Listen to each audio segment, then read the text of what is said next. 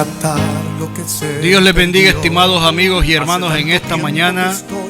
Damos gracias a Dios por el privilegio que hoy me concede, una vez más, de poder compartir el mensaje de la palabra de Dios y entrar a sus hogares y a los lugares donde todos y cada uno de ustedes se encuentran. Pasamos a la palabra del Señor en el libro del Éxodo capítulo 5, versículo 1 en adelante. Después Moisés y Aarón entraron a la presencia de Faraón y le dijeron: Jehová, el Dios de Israel, dice así: deja ir a mi pueblo a celebrar fiesta en el desierto. Y Faraón respondió: ¿quién es Jehová para que yo oiga su voz y deje ir a Israel? Yo no conozco a Jehová, ni tampoco dejaré ir a Israel. Amado Dios, en el nombre de Jesús, en esta mañana, bendecimos tu precioso y maravilloso nombre, exaltamos tu grandeza, honramos tu gloria, y a ti te atribuimos, Dios, toda la honra, gloria, el poder, el imperio, la alabanza, la adoración por los siglos de los siglos. Entro al trono de tu gracia pidiéndote que me ayudes para la exposición del mensaje de tu palabra una vez más. Tú conoces la necesidad de cada uno de los radioyentes. Habla, edifica, consuela, Dios. Que tu palabra lleve el propósito por el cual tú la envíes y que nunca regrese vacía. Por Jesucristo, mi amado y bendito Salvador, te lo pido. Amén y amén. El título de la reflexión en esta mañana es: ¿quién es Jehová? Moisés fue comisionado por Dios. Después de escuchar las quejas y gemidos del pueblo de Israel, 430 años pasaron en Egipto, el pueblo de Israel. Y Dios le dice: yo sacaré la aflicción de Egipto a la tierra del cananeo, el eteo, el amorreo, del fereceo, el heveo, el ebuseo, una tierra que fluye leche y miel. Dios escucha la oración, el clamor, la angustia, la desesperación del pueblo. Dios está presto y atento a ver el sufrimiento de las personas. Pero también Dios mira, además de escuchar, Dios mira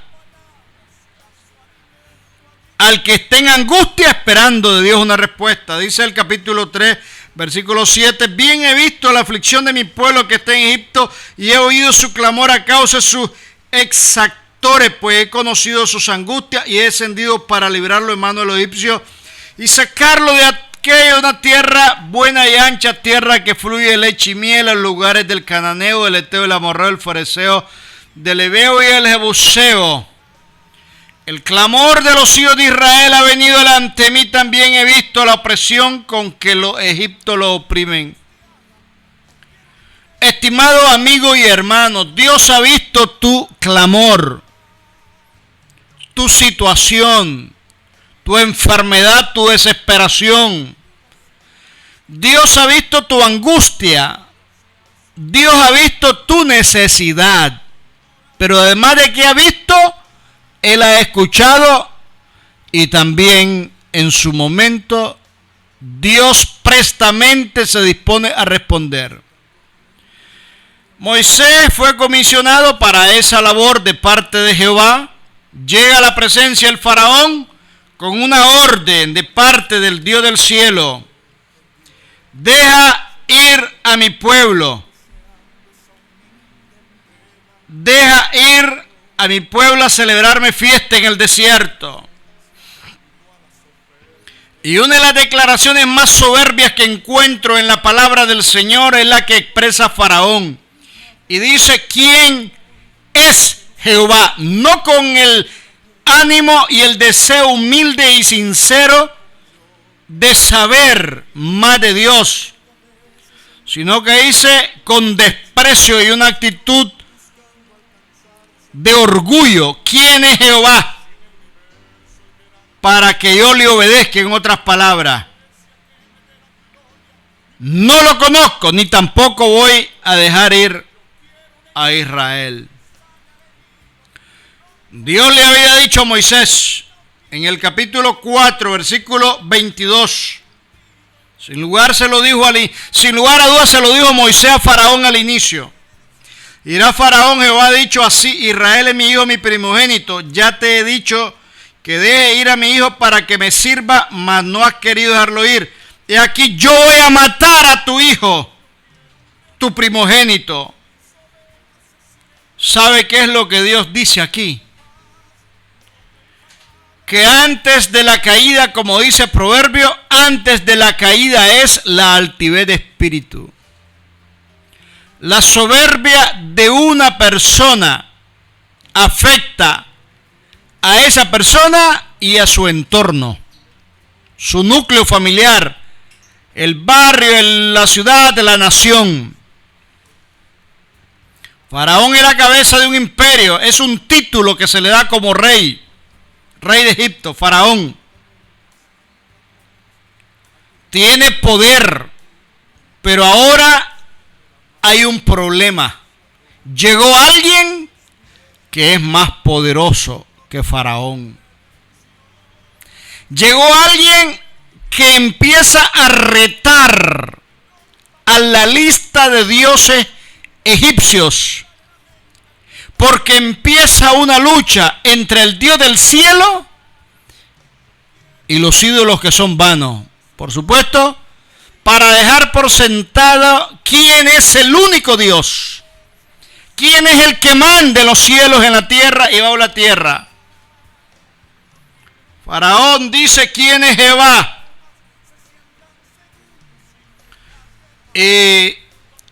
Dios dispone a partir de ese momento que, de acuerdo al rechazo y a la rebeldía de Faraón, enviar una plaga. En el hebreo está señal, la palabra original dice señales. Dios envía 10 señales para probar y demostrar que Él es el único Dios en el universo entero. Ningún poder de ningún ídolo, de ningún brujo, de ningún santero, de ningún político, de ningún militar, ningún poder se sobrepone al poder de Jesús. Jesús dijo: toda potestad me ha sido dada en los cielos, en la tierra y bajo la tierra. Toda potestad me ha sido dada. Y aquí estaré con vosotros todos los días hasta el fin del mundo. Y luego a la iglesia le da un poder y dice Hechos 1:8: y recibiréis poder, del griego dínamos, donde viene la palabra dinamita, cuando haya venido sobre vosotros el Espíritu Santo, y me seréis testigos en Jerusalén, Judea, Samaria, hasta el último de la tierra. Luego encontramos la palabra del Señor en el Evangelio de Lucas, capítulo 10. Dice el Señor: aquí os doy potestad. Está hablándole a la iglesia. Y aquí os doy potestad de hallar serpiente y escorpión, y sobre toda fuerza del enemigo, y nada os dañará. Sobre toda fuerza del enemigo significa que hay fuerzas que vienen del enemigo. Luego me habla el Señor allá en Mateo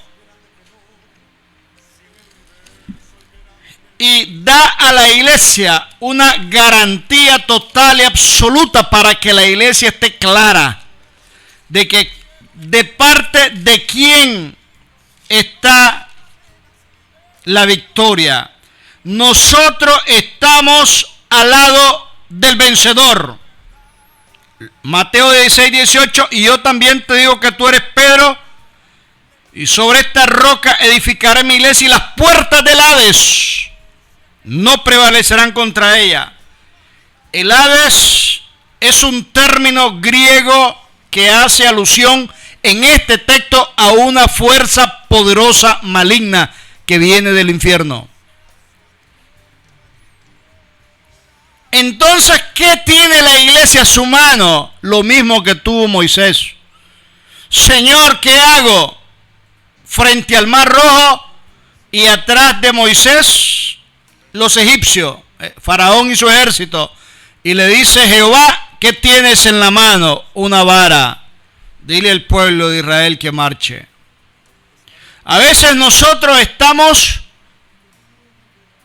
angustiados que no hayamos qué hacer con tantos problemas. Y Dios nos ha dado armas espirituales. Pablo dice que las armas de nuestras milicias no son carnales, sino que son poderosas en Dios para la destrucción de fortaleza. La espada del Espíritu, que es la palabra de Dios. El escudo de la fe. Pablo hace alusión a armas defensivas y armas ofensivas cuando habla de la descripción de los atuendos de un soldado. Pero nosotros tenemos la palabra de Dios, tenemos la oración, tenemos el ayuno, tenemos la fe, que es en la palabra de Dios. Romanos 10:17 dice: la fe viene por el oír, pero el oír palabra de Dios. La fe no va a crecer nunca con ayuno. La fe no crece nunca con oración. La fe no va a crecer nunca con testimonio. La fe va a crecer por escuchar palabra de Dios. No hay salvación si no se escucha el mensaje de la palabra de Dios. Porque la palabra de Dios es vida, y vida para los que la hallan. Dice Proverbio que la palabra es medicina a nuestro cuerpo y refrigerio a nuestros huesos.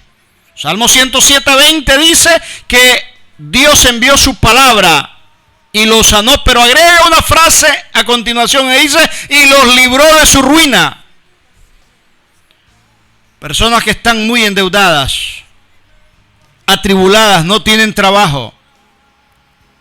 Para estos días necesitan de parte de Dios una visitación especial. Solo hay un medio: que en la oración le recordemos a Dios su palabra y desatemos los recursos que nosotros estamos necesitando. Es una guerra que se libra en el mundo espiritual. Le dijo el arcángel a Daniel: desde el primer día que tú empezaste a orar, fui enviado a ti con la respuesta, pero fui esturbado durante 21 días por el príncipe de Persia. Esté tranquilo. Si usted está orando, ha sido fiel al Señor y está confiando en las promesas de Dios, hay que seguir orando, reprendiendo y desatando esa respuesta de parte de Dios. Todo lo que desates en la tierra será desatado en los cielos, dijo el Señor Jesús. Entonces aquí Faraón, este mensaje está muy delicioso. Aquí Faraón dice: ¿quién es Jehová para que yo deje ir al pueblo? Cada plaga fue un ataque directo a la cantidad de dioses de Egipto. Y los egipcios debieron de haber visto las plagas como una evidencia de lo débil que eran sus dioses y de lo grande y lo omnipotente que era el Dios de Israel. Una guerra. Satanás trata de engañar a las personas haciendo ver de que Dios, de que Jesucristo es inútil, de que el Dios que tenemos no puede hacer nada. ¿Qué es para Dios sanar un cáncer? ¿Qué es para Dios suplir un trabajo? ¿Qué es para Dios proveerte a tu necesidad o responder a tu petición? Tenemos que rechazar en nuestra mente y en nuestro corazón todo aquello que vaya en contra de la palabra de Dios.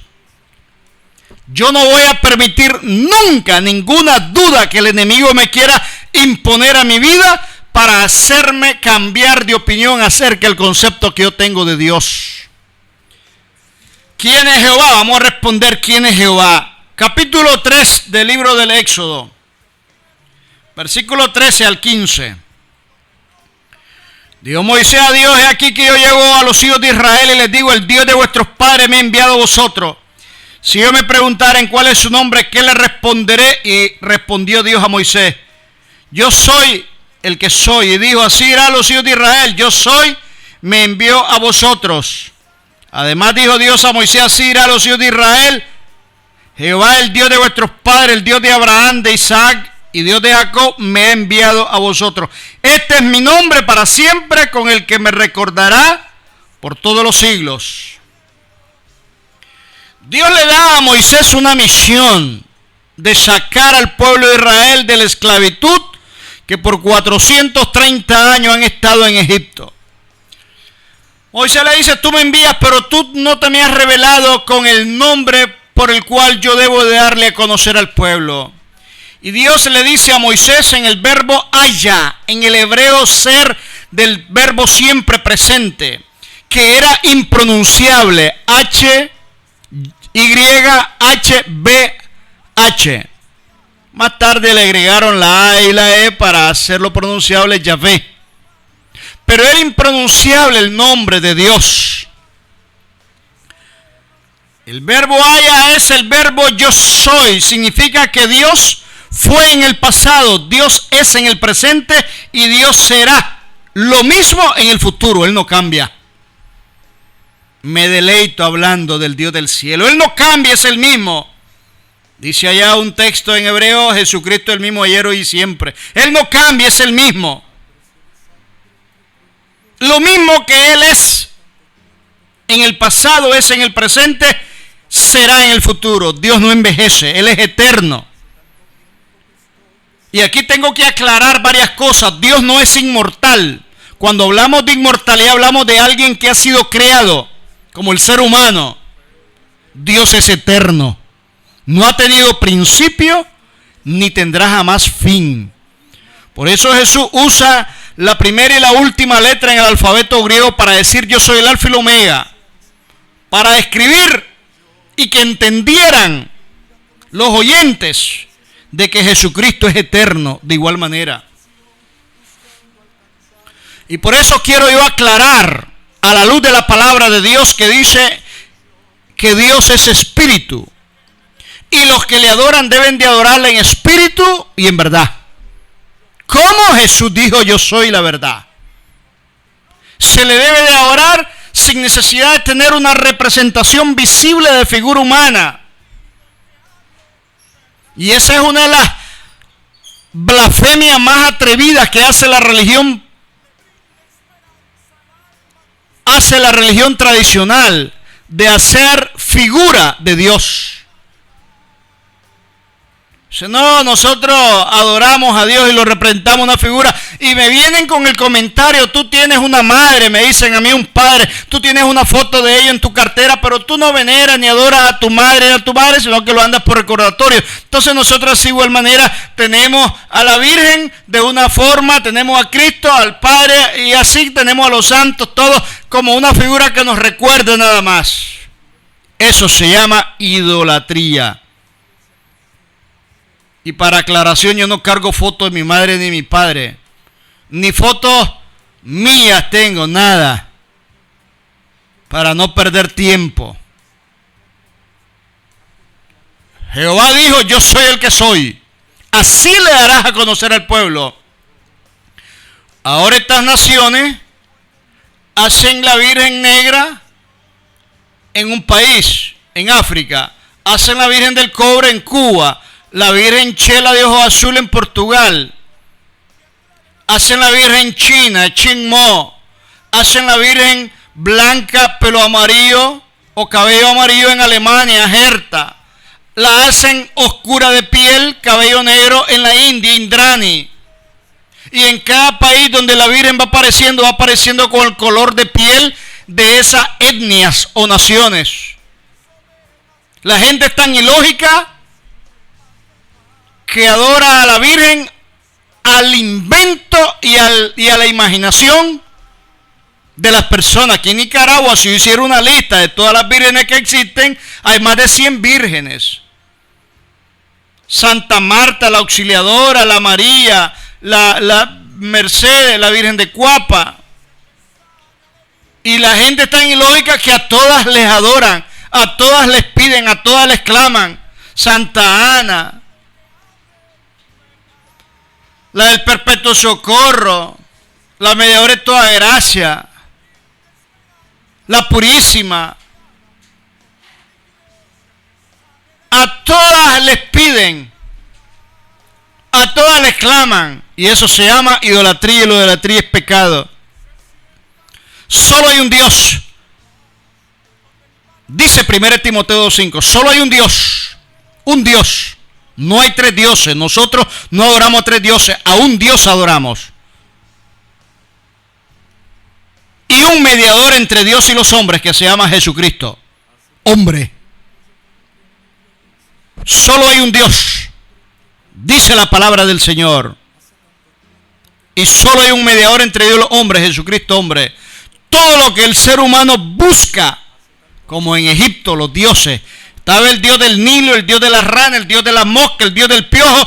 Dios empezó a quebrantar cada una de esas deidades para hacerles entender que eran inútiles. El dios del sol, Amón-Ra, el dios de la luz, que era Faraón, el hijo, el dios del sol, el dios de la luz. Y a todas esas representaciones, Dios les empieza a demostrar de que no tenían poder. El Dios del ganado, el Dios del tiempo, el Dios de la lluvia, el Dios del granizo y el Dios de la vida. Y le dice Jehová, deja ir a mi hijo primogénito, porque si no yo mataré a tu hijo. ¿Sabe qué es lo que Dios muchas veces nos está diciendo? Que en la medida en que el ser humano se resiste a escuchar y luego a obedecer el mensaje de la palabra de Dios, Dios empieza a quebrantarlo.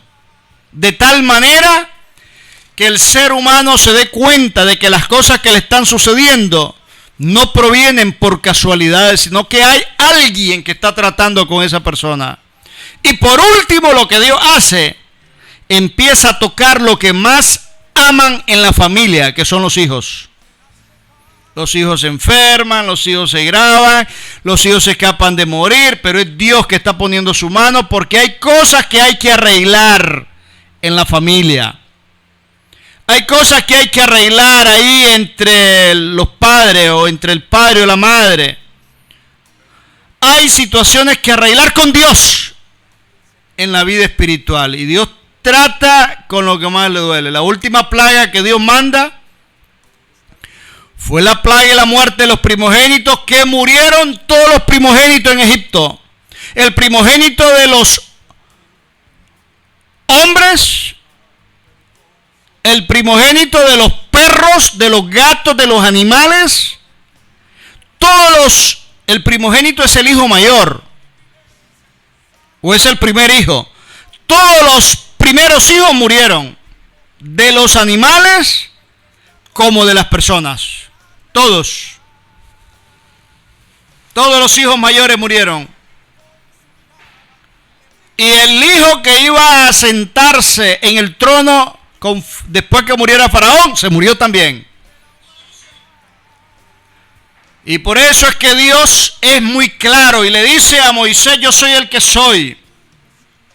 Dios le dio ese nombre a Moisés como credencial para que los hijos de Israel fueran convencidos de que Dios era fiel a su pacto cuando menciona a Abraham, a Isaac y a Jacob. Dios les dice que los va a sacar de la esclavitud, pero el nombre de Dios revela quién es, quién era y quién será para el pueblo de Dios en la historia redentora. Y el nombre era para que el pueblo de Israel se aliviara los temores y las dudas del pueblo. Luego en el Nuevo Testamento encontramos a Jesús, que dice, yo soy, varias veces. De cierto es cierto, digo antes que Abraham fuese, yo soy, Juan 8:58. Yo soy el pan de vida, Juan 6:48. Yo soy la resurrección y la vida, el que cree en mí aunque esté muerto vivirá, y todo el que vive y cree en mí no morirá eternamente, Juan 11:25-26. Yo soy la puerta de las ovejas, Juan 10:7. Yo soy el camino, la verdad y la vida. Nadie viene al Padre no por mí, Juan 14:6. Yo soy el buen pastor su vida da por las ovejas, Juan 10:11. Yo soy la luz del mundo, Juan 8:12. Jesús dice, yo soy, de igual manera, Dios. Si el Padre en el Antiguo Testamento dijo que era Dios, que es Dios y que será Dios, Jesús ratifica su posición como Dios con estas declaraciones tan maravillosas.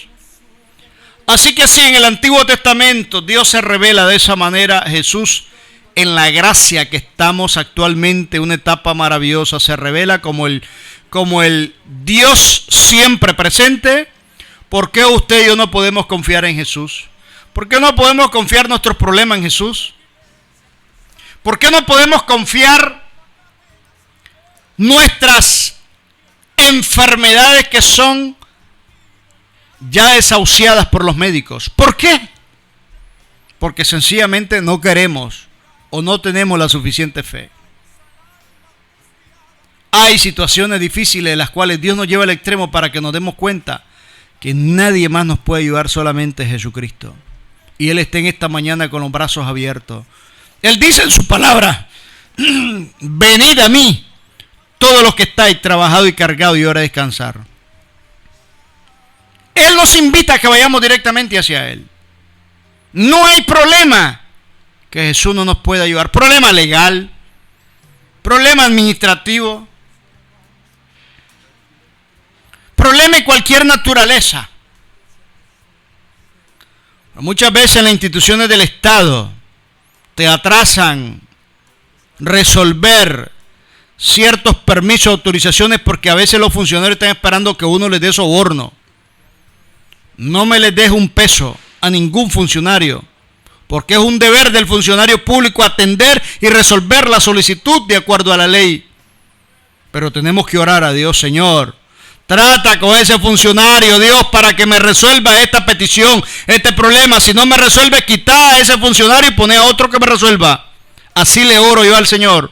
Señor, si esta persona me está haciendo un estorbo, si no me va a atender ni me va a resolver a la solicitud justa de acuerdo a la ley que le hago, trata con esa persona. O me resuelve y lo dejas en el cargo, o si no me quiere resolver, quita lo que estorba y pone a una persona que resuelva.